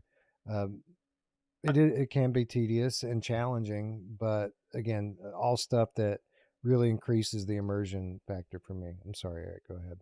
No. I was just gonna say I'm probably somewhere. I'm somewhere in the. It's not even the middle. Like I'm okay with all that stuff. Like I don't mind it. Like the flashlight, no problem. It's some of the interactions for me are still definitely Vertigo janky. Like they feel after the fall Vertigo janky for me. Like Be specific. What are you talking about? the whole again opening up boxes is still a pain in the ass. Like I can't seem to get the box completely open and then open it and then grab what's inside of it with one hand. Like I have to open it with one hand and then grab all the shit out with the other hand. I can't just open it, leave it open, and grab the stuff out. Did you try to use the force grab, or did you just try to directly pick everything up? Directly pick it up, but using the you can do it. I tried both ways, like using it like from a distance, like with the force grab, and then actually going to it and grabbing it. The lids don't want to open easily. You know what I mean? And doors sometimes have the same thing where they don't want to open all the way. Or it's a very Vertigo janky thing. And then the backpack with the thing, like the whole idea is like, why do I have to grab the backpack with this hand? Right? And then where you have the charger is on the opposite side of the bag. So like the interaction, and this is small things, but this is the things, like if we're saying this is the best game that, there's a lot of content creators out there saying this is the best game ever made in VR. Well, so if that's the case, and I have to grab the backpack like this and then cross my hand over like this to grab the charger on this side, that's an issue. Like why am I doing that? Because you're not thinking to just twist your hand and grab it off the side. Shouldn't have to, Wes. Why do I have to think of twisting because my hand? Because your mask is on the other side of your backpack. This is the really cool thing about. Can I ask you a question though? Why can't I grab it with my right hand and then pull it off with my left hand? I don't know. Because you don't want to know why? Because they made it. They made it so your grenades are on the left side of your chest, and they didn't think about putting the grenades in a different spot. So again, these are just small things, and I don't want to pick on the game. But I like all this stuff, like all the stuff that Ruuts didn't really care for. I'm okay with it, but they didn't do it specifically great, and there's issues with it. So if you're gonna claim that this is the best game ever made, or game of the year, there's small things here that still bother me, and they're things that Vertigo still does the same way they've always done. Like, so they don't learn a lot of their lessons with this stuff. Well, like still walking into objects and getting too close to things, I still get this orange hue that I go inside of. That just pisses me off. It's still the same way that it was with After the Fall or some of the other Vertigo games that they've done.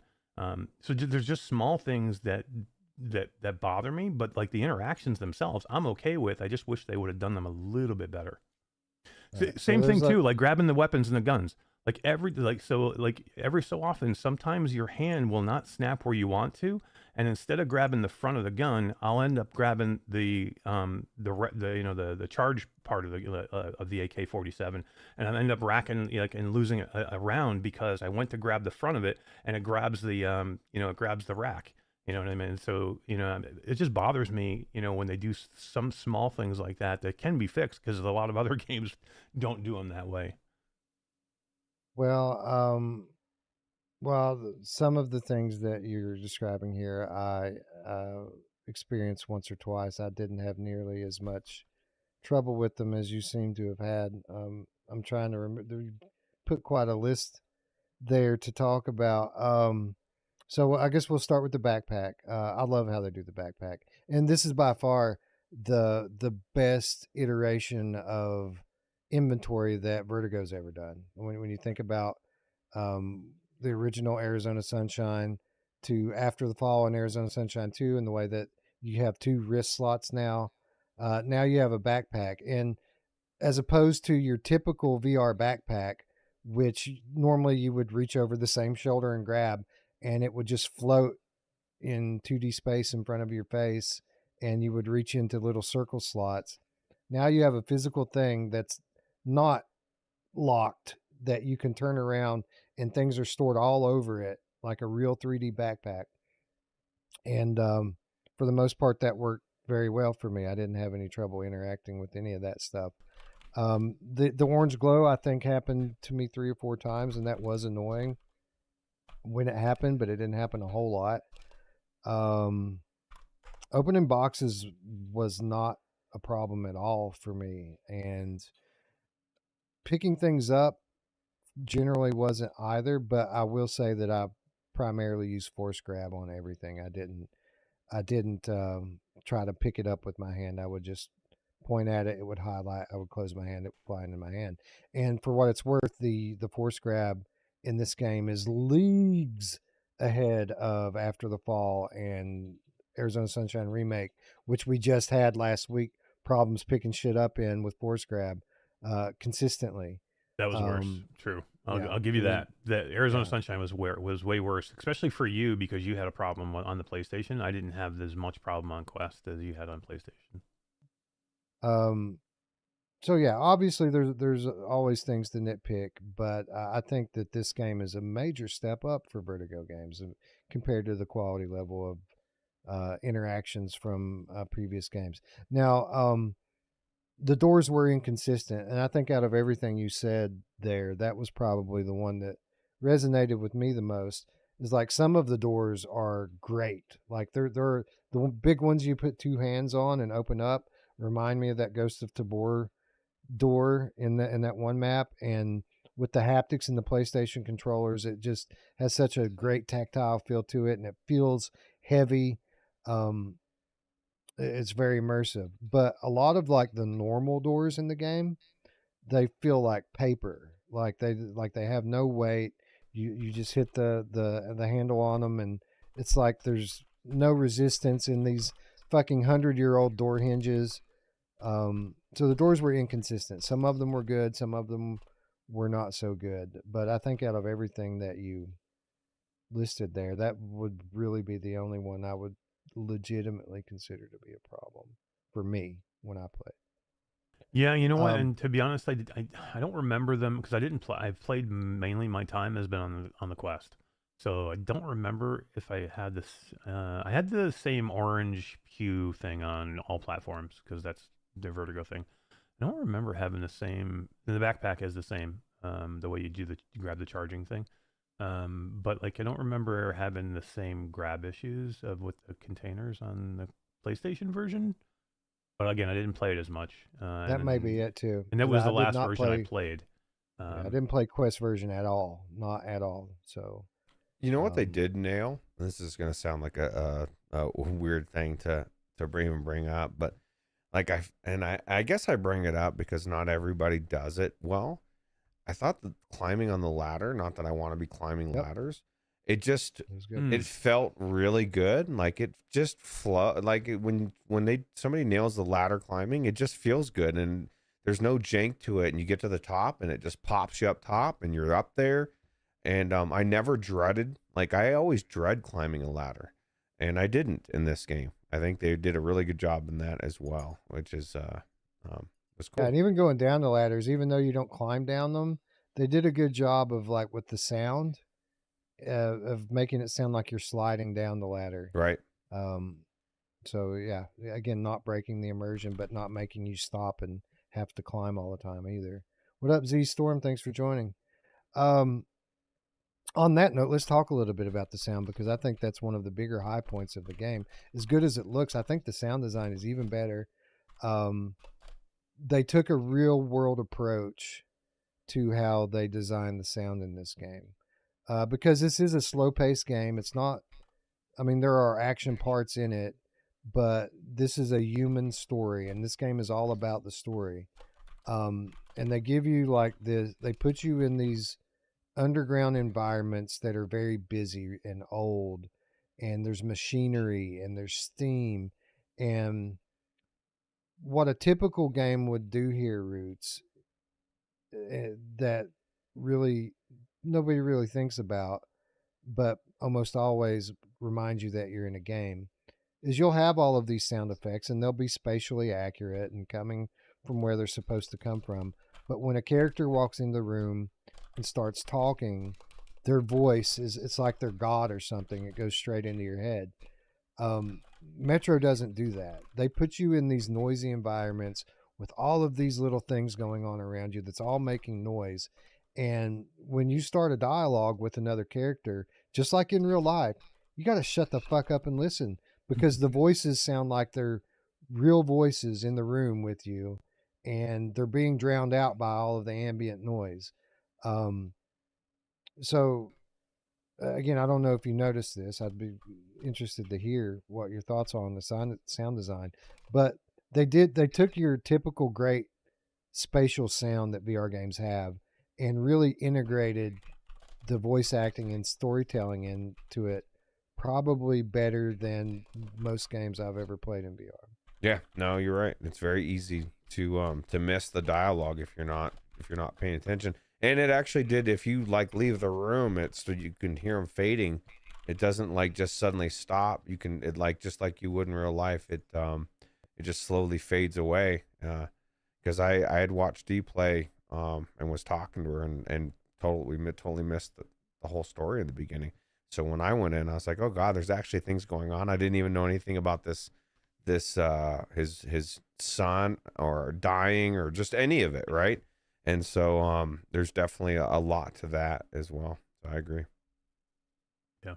I'm sorry, go ahead, Eric. Yeah, I was just gonna say, so while I had a couple of complaints, based on like the interactions that Ruuts wasn't happy doing, and then like you enjoy those, and then like I said, I was in the middle, and I wanted to give a couple of those quick complaints because they were right there in front of me. Everything else with this game for me is like 100% a win. Like, but for me, the problem is like where I like last week, I didn't want to like nitpick Batman, right? When we talked about Batman, I'm like, I don't want to give up these little small things. But then I see this week, there's so much hyperbole about this game. Like everybody's like, this is the best game ever. This is like, so that's why I feel like I'm like, if this is the best game ever, and we're saying that, I'm like, okay, I do have some issues with it I have to bring up. Yeah, Other than No, those couple of it's small not things, the best game ever. It's one Yeah. of the best games of the year, easily. It's one of the best games ever in VR, I think. At least it feels like it right now. I haven't finished it. Full disclosure, it might turn on me next time I get in there, but I'm really digging it so far. Yeah, well, what the point for me there is other than those couple of small things, which while they are annoying for me, they're small things. The Quest version of this game, which is the predominantly what I played, and I played a lot of it. This is one of the best games I've ever played on the Quest. Like, it looks really, really good.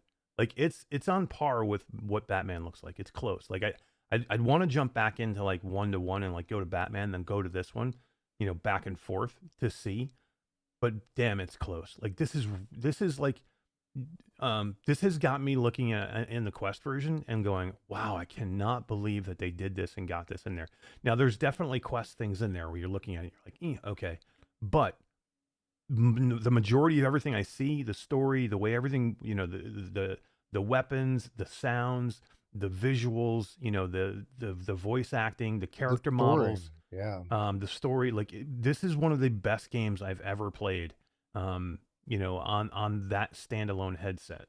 For me, Steam is different because there's a lot of different, things with Steam, different games and different levels of graphics on Steam. But for me on a Quest version, this game is amazing, dude. This is I literally am like was jaw dropped looking at how good this game looks on Quest.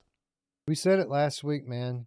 Standalone's on a new level now. Like it legitimately leveled up in October 2024. And obviously we'll talk more about that on the next episode. I am going to nitpick this one more time, though. I'm sure if anybody from Vertigo is watching this, they probably have heard enough of us giving them up the road for bullshit that's not that important. But there was one thing that I noticed that did kind of bother me a lot more than any of this stuff that we've mentioned. And that is the death animations on the monsters. Now the monsters are imposing. They're these big black mole men, like rat monsters that are intimidating to be around, even the small ones. And they're, um, you know, even hearing them in the area, knowing you're about to fight, really raises the tension level a lot in the game, and that's all very, very well done. But when you're fighting numbers of them, one or two, it doesn't matter. When you're fighting big numbers of them and they're all falling down the same way, you know what I mean? It's just one of those things that reminds you that you're playing a video game. Like, it's one of the things I noticed right off the top. Like, there's a scene early on, the first action scene of the game, they put you on a turret gun and they have like 24 of these things coming at you. And I think out of all 24 of them, I think they fell down 3 different ways. And in a game that you're trying to immerse people in and make people feel like they're there, it shouldn't feel like you're doing a wave shooter, right? And seeing the same thing over and over and over and over again. Like, it's one of those things that kind of goes back to what Ruuts and I were talking about. The physics of the world really could have been better. And I feel like that's reflected in these animations too. It didn't seem like these monsters were falling down, you know, because their bodies went limp, because we snuffed out their nervous system. What it looked like was we hit the shot, so they do a backflip. Or, you know what I mean? After you see the same animation 3 times in a row from 3 different things, you're like, oh yeah, I'm playing a game. So again, a minor thing, probably pretty tough standard to be held to, but like Eric said, if you want to sit here and be called the best game ever and be spoken with in the likes of Half-Life Alyx, that's the standard that you have to be held to. So I had to mention it. Yeah, I'll say one thing too about the monsters, especially the smaller ones, like the ones that look like a like a lion or whatever.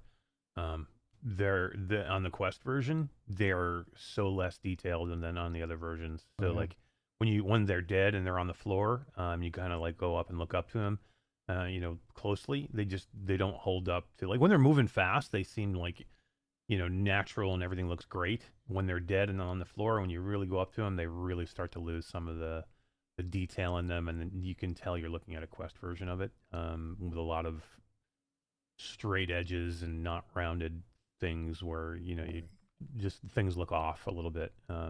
But again, super nitpicking now. You know what looks great? The guns. Guns look awesome. I love how they do the inventory, like the ammo inventory. You're literally, I don't know what difficulty level you guys played on, but I played on hardcore, and you're finding a shell, 2 shells at a time.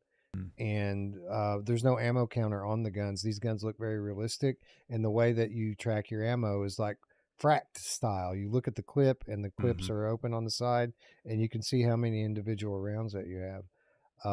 I like that you have to hold your mags too. Did you see your clips? Did you see that? Yeah, absolutely. Like if you run out of clips and you find ammo but no clip, and you dropped your clips, because that happened to me one time in the midst of fighting and reloading. I thought I was putting the clips back in my vest, and then I turned around and I had no clips left from my pistol. And if I had all this ammo, like because you can get little individual ammo, things.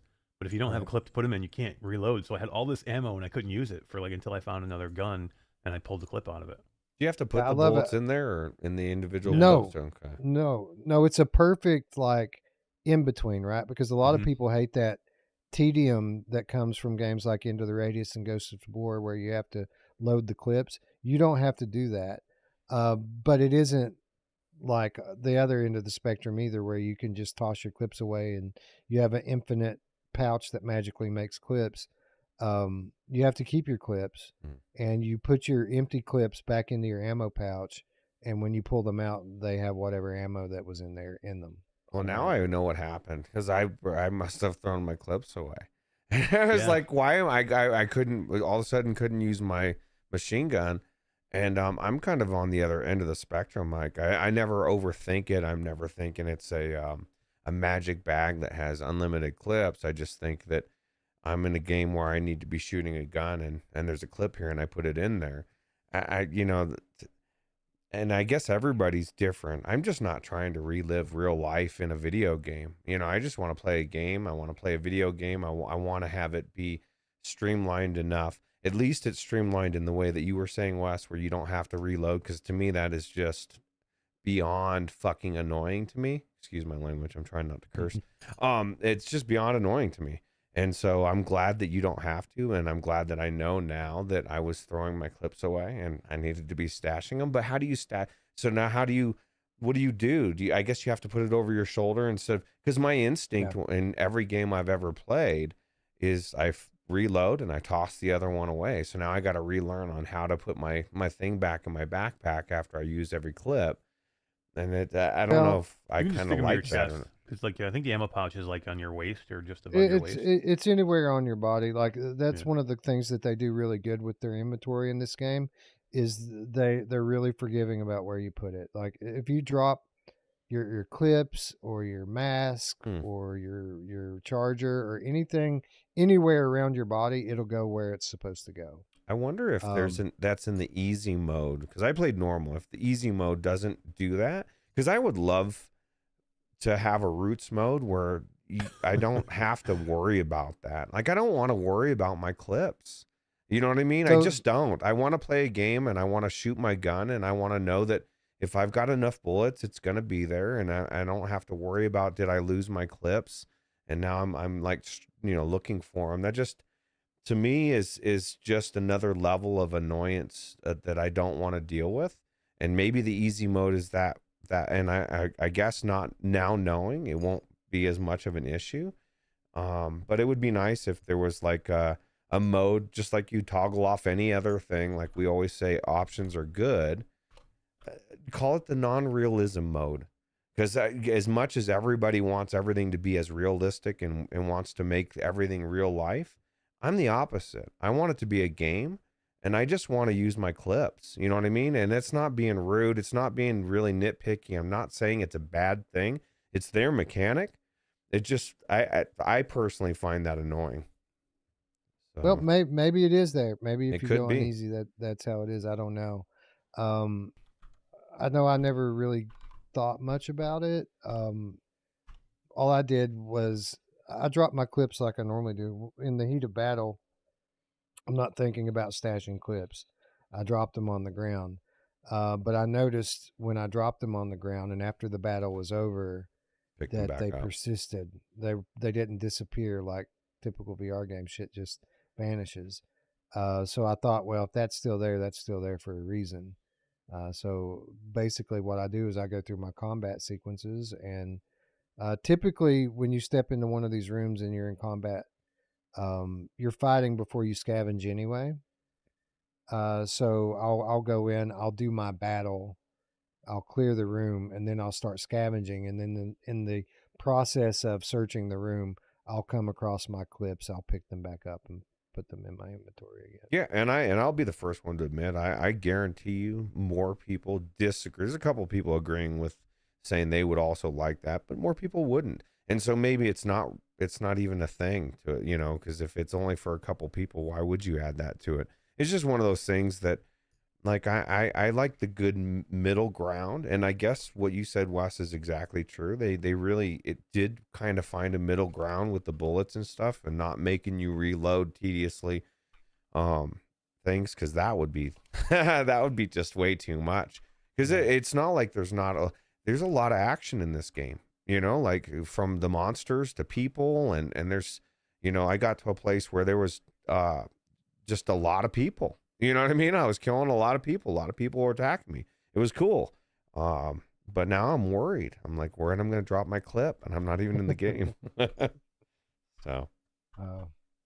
Anyway, before it gets away from me, shout out to Z-Storm VR with the $5 US donation. Says, miss you guys. Miss you, bro. Been a while since I've seen or talked to you. So thanks for stopping by and thanks for the support. So how about it, guys? I think we've pretty thoroughly beat this horse. I think at $40, this is a no-brainer. I think I'm hearing that this is about a 10-hour game, 8 to 10 hours. That's a little bit disappointing. Obviously, we all want more. But I mean, at least it's not a 5-hour game, right? I think we've got the quality level of a $50 game here with a $40 price tag on it. And I think as long as you're playing on the right platform for you, that you're not going to be sorry that you picked this one up. And like what you guys said, I guess Eric said, it has a true Metro feel to it, right? Like it legit is Metro. And that's the biggest thing. If you're a Metro fan, you're going to come into this game and you're going to like it. It's not a one-to-one adaptation of a Metro game, from what I'm hearing. Now, I'm not a Metro fan. Like, I've never played Metro. I can't really talk about how the gameplay translates. What everyone seems to agree on is that the story and the world is accurate. Like they've made a Metro VR game, but it's not a Metro game in VR. Like the gameplay, I think, is slightly different than what it would have been if it were a flat game. What did you think about the first hour? Because I thought it was a slow burn at first, because of obviously story, and it was like I was shocked after that first hour, and it said there was a lot of dialogue. Yeah. Well, it was 15% of the game. They said 15% of the game was done when that chapter thing ended. When Dee first, I was watching her play, and I said, "Oh my God, that's 15%." I didn't even know it was going to be 12 chapters into, but I mean, obviously it's a lot longer, but I thought that was,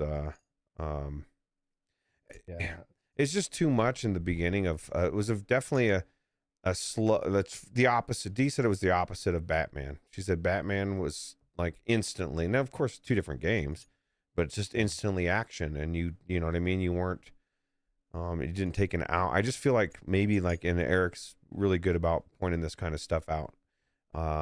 The pacing in that first hour is just a little bit off, and maybe it's just more because it's more set in the pace. But I think what they probably should have done, because that first level that you're in is very elaborate looking. Like it's a pretty big level with lots of little nooks and crannies and rooms that look like you should be able to go in and explore, but a lot of them are shut off. So they've literally got you moving from one story section to the next story section to the next story section to the next story section. And I think if they had opened up those environments for exploration a little bit more, maybe it would have broken that up a little bit and made it not seem like you were playing a 45-minute prologue, which is pretty much what it seems like. Yeah, and I just feel like the only reason I bring it up is because I don't want anybody to go in there in that first hour and be like, "What is this?" Because once you get past it, it just suddenly you get to the action, you get to the, a lot more of the story, and everything opens up. It's just that first 45 minutes to an hour just seemed like they're really tutorial, and you've got to, it's showing you how to climb a ladder and having you just do some crank some things. And I just if I wasn't, I could see myself being like, I don't know, and stopping, and that's a bad idea. You don't want to stop it there, because there's so much to this game. Yeah, I definitely questioned it for a minute during that first action scene. Like I said, when I started seeing those animations over and over and over again after a couple of like quick like cut scenes, and I'm like, is this going to be like a wave shooter or something, like story driven wave shooter? But luckily the environment and the story and everything thickened up pretty quickly after you got past my wife. Someone in the chat was asking how long Batman is. It's like 15 or 20 hours, I think. I thought somebody just said 2 hours. And I'm like, there's no way that thing's 2 hours, man. I've played Batman for at least 8 hours, and I'm not halfway through it yet. So, but there's a lot of game there. What do you think, Eric? $40 for Metro? All day long. It's definitely worth it. This is a good game. Yeah, can't wait to get through more of it. It's on. I think it's easily on the Game of the Year short list. 100%. And what a list that is. We'll be talking more about that soon. But yeah, it's an uncommonly good VR game. Is it Half-Life Alex?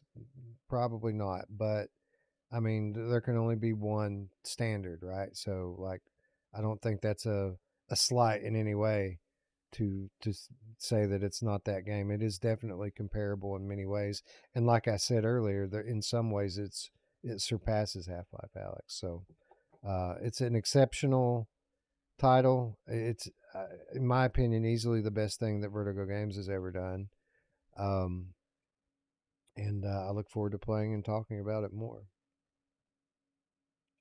Gamertag VR joining us in the chat. Hello, GT. Thanks for joining. Yeah, so that's it, guys. I guess we got another show under our belt. Welcome back, Roots. Welcome back, thanks. Ruuts. Yeah. You ready Feels for another good. break now? Yeah, I'm done. I'm out. No, I think I'm good. And I think it came back at the right time, right? And Yeah, absolutely. I really, like I said, I really enjoyed that quiet place way more than I thought I was ever going to do it. And it reminded me what I like about doing the show, because there's always a lot of things where you feel like you have to play this or that, but you end up playing games you never would have even tried and really loving them.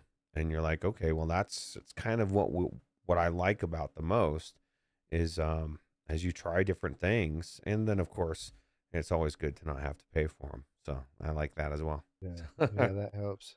Yeah. Yeah, we did Visage while you were away. That one, we finally got it working well, and I think I streamed it for like 5 hours or something, or 7, some crazy number like that. That is crazy. Yeah, UEVR is awesome. Still don't know how we're going to deal with the mods for the awards because, you know, obviously the mod of the year is the Injector, but how do you nominate games when the games all came out in previous years and none of them are actually a mod? The mod itself is all the same mod. So, like, I don't know what we're going to do about that and how we're going to recognize it. That's kind of a but I weird guess thing, right? Yeah. Anyways, I want to thank everyone who showed up to hang out with us tonight. We will be back soon with Game of the Month. We're shooting for Saturday night on that, but if we can't get it done, maybe we'll do something else on Saturday, and we'll do Game of the Month right here next week on Monday or Tuesday. And But I in just the had a thought real quick before you. I have like probably the most outdated outro of all time. I have no idea like who's came, who's left in the last 8 weeks or 6 weeks or whatever it's been. honestly, I don't think we've had one person leave. Really? I know who's come a lot in the last 6 weeks. Oh My mom! yes, yeah. Yes. I don't think we've had a single person leave unless it's happened this week. Let me see. No one has left. We're still on the same outro, I believe, that we were on when we left. Now, I did have someone upgrade. Shout out to Robert Starenchak, who upgraded to the $20 tier when you left. I guess he was feeling bad for me and appreciating the fact that I was going on by myself. So shout out to Robert Starenchak. It was either that or people have been donating because I've been talking more about next year's graphics card upgrade, and people want to help with that. So we had a nice little burst of donations specifically for that. That's awesome. So shout out to everyone who's been donating for that. I will run some fundraisers early next year to kind of get us over the line, but we're in a pretty good place thanks to some of the things I've sold and some of the savings and stuff that I've done. So, yeah. But to answer your question, Roots, I think we're on the exact same outro that we were cool. on when you left. Well, if anybody feels slighted, they got left out somehow, put it in the comments. Wes just gave a specific shout out to Robert, so that's awesome. Anyways, yeah, so we're going to be back. I'll be back on Without Parole tomorrow talking more about Metro, among other things. We'll be back with Game of the Month or within the next 7 days, and we'll probably be back on Saturday to do something, whether it's Game of the Month or not. Please subscribe if you haven't done that yet. Like, donating is cool, and I appreciate everyone that does it, but you know, when we ask for keys and we don't make the cut, it's often because that subscriber numbers ain't got up to 5K yet. Well, we're not even up to 5K yet. We're not good enough. Yeah. No. Well, I mean, we've got the engagement of most 10K channels, but That's true. That is you true. know, who's counting? Who's counting? Viewers don't matter, Roots. Subscribers do. What are you talking about? Yeah. Well, and especially in a world where you can fake it and you can just buy subscriptions, you know, that kind of makes it not even matter. That's the right? difference. That never happens, Roots. That doesn't exist. You're right. I stand corrected. Anyway, please subscribe if you haven't already. The button's there. Ring the bell. That way you can be notified. Roots is back. I'm back. The day is saved. Roots is back. You're not going to want to miss He's any back, baby. episodes. Yeah. And then, of course, yes, everyone that's already subscribed and continues to donate, we love you. There's a Patreon link down below, $3 per month. I haven't been doing, obviously, the show notes like I typically do for Patreons because we haven't been doing numbered shows. And, again, the workload was a little heavier with Roots away, so I didn't really have time to do it. But what I have been doing is uploading exclusive gameplay videos for Patreon, wow. and I'm going to continue to do that. What was the most recent one? I just uploaded one for them. Maybe Batman, maybe. Arizona Sunshine Co-op, me and Okay. Eric. That was the most recent one. Yeah, that was fun, man. yeah. I would do that again. And I don't know if you guys are interested in it, but I've got commentary free gameplay that I can share even on top of the ones that I already have. Like I've got the Metro gameplay that was just running in the background. That's an hour of gameplay there from PSVR 2. No commentary, but if that's something you Patreons are interested in seeing, I'd certainly be glad to upload it for you. But regardless of any of that, you're going to continue to get exclusive content, insider updates, and you're going to get equal say in our 2024 show awards, which we'll be selecting very soon. Soon. So yeah, it's right around the corner. Yeah. So shout out to the patrons. Shout out to everyone who donates on YouTube. Shout out to everyone who just shows up to hang out. We love you all. If you don't have any money to donate, that's okay. Discord's free. That's where we hang out. We don't hang out on Patreon. We hang out in Discord. And I know all of you are saying, we missed you, Roots. Where have you been? Discord. That's where Roots has been. He didn't actually go anywhere. He's been here the whole time, hanging out in Discord, talking to people, playing games, streaming. Like, Roots has been around. He just hasn't been in his chair for a little while. So that's where we live. That's where we are. And if you want to hang out and talk to us, it's free. Click the invitation in the description down below. Eric, anything coming up on Q2C this week? Yeah, we were guaranteeing a show last Thursday, and guess what? We didn't do a show last Thursday. I had the thumbnail up, we had the show page up, and then we got into it, and literally things fell apart on me, and schedules did not make it. But you know what? We have a show scheduled for this Thursday, and we will make this one, and guaranteed. I promise this time. But it'll be good. We're gonna have to switch it to Friday, and I hate kind of going on Fridays, and then. I didn't know if we were going to go on Saturday or not, so back-to-backs are always tough. So we just switched it this Thursday back to normal time, 9 p.m. Eastern time. Q2C VR Gamer. We're going to kick some ass, me and Todd. Boom. There it is. That's our show, ladies and gents. Thanks for showing up. We'll see you next time. Good night. Take it easy. See you later.